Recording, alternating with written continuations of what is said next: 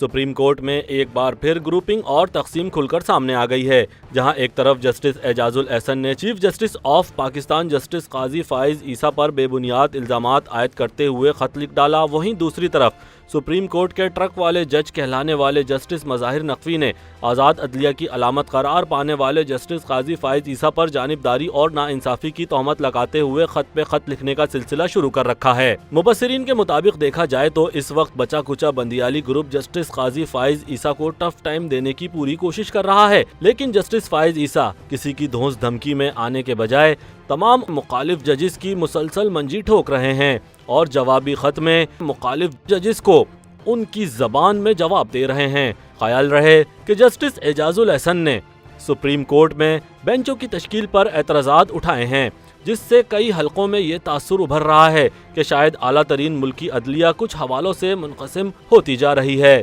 ताहम सवाल पैदा होता है कि क्या ऐसा पहली मर्तबा हो रहा है कि मुल्क की आला अदलिया में तकसीम का तासुर है, और आया इस मुमकिना तकसीम को महज इख्तलाफ राय कहा जाएगा या एक दफ़ा फिर अदलिया दो हिस्सों में बढ़ चुकी है।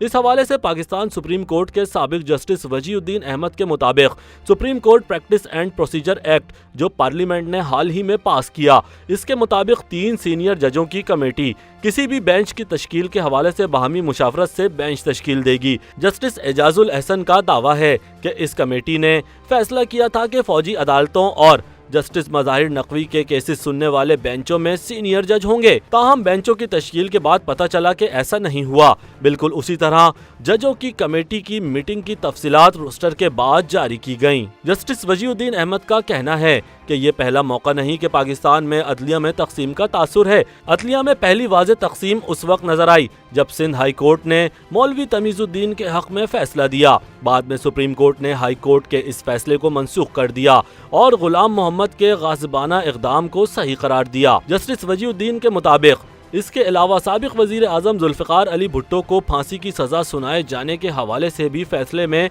अदलिया में तकसीम का एक तासुर तो था। दूसरी जानिब Islamabad high court bar association के साबिक सदर शुएब शाहीन एडवोकेट का कहना है कि जस्टिस सज्जाद अली शाह के दौर में भी अदलिया मुनक़सिम हो गई थी और चीफ जस्टिस और उनके मुखालिफ जजों के दरमियान रस्साकशी जारी थी। शुएब शाहीन के मुताबिक चीफ जस्टिस अब्दुल हमीद डोगर और साबिक चीफ जस्टिस इफ्तिखार चौधरी के दरमियान भी कशीदगी चलती रही।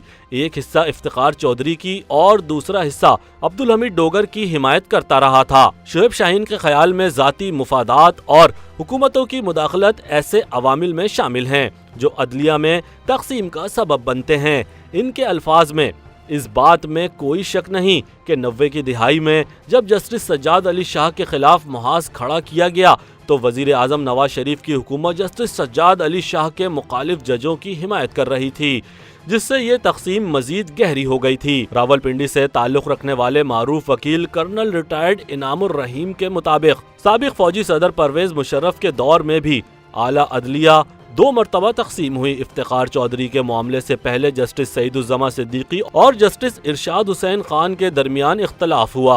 जस्टिस सिद्दीकी परवेज मुशर्रफ के PCO के हवाले से फैसला सुनाना चाहते थे, जबकि जस्टिस इरशाद हसन खान ऐसा नहीं चाहते थे।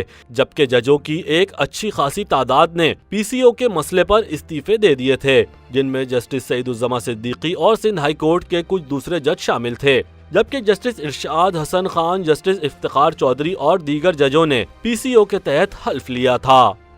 YouTube पर गूगली न्यूज देखने के लिए youtube.com की सर्च बार में गूगली न्यूज TV टाइप करें। गूगली न्यूज के पेज पर सुर्ख रंग के सब्सक्रिप्शन वाले बटन पर क्लिक करना ना भूलिए। YouTube पेज पर अपलोड होने वाली वीडियोस से बाखबर रहने के लिए बेल आइकन पर क्लिक कीजिए। आपको हर नई वीडियो के बारे में नोटिफिकेशन मौसूल हो जाएगा।